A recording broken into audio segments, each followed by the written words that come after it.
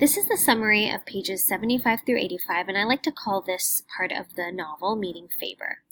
The scene pretty much starts off with Montag getting off the train, and he's knocking on Faber's door.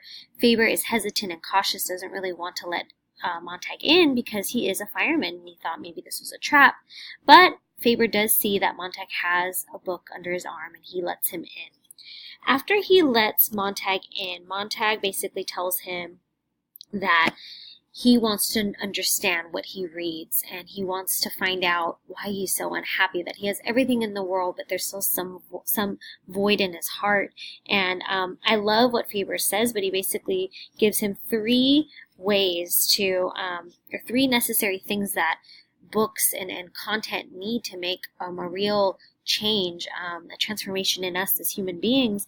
And he basically says that the number one is quality of information. What kind of information are we reading and looking at? And the second one is leisure. How much time are we giving to that, to spend time with quality information? And the third is to carry out the right to carry out actions based on what we learn from the interaction of reading quality information and digesting it with our time. And in reality, in Montag's community and society, he doesn't have the right to take action on what he's reading because it's illegal.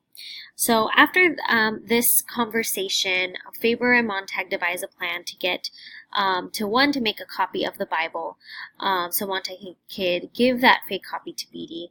But also he decides to come up with a plan of possibly planting books, copied books of course, in firemen's homes and causing false alarms and getting firemen's homes burned in a way to kind of go against the system.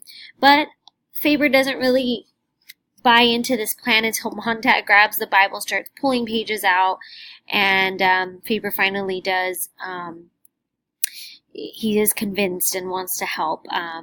So that's pretty much the end of the reading, so please enjoy pages 75 through 85.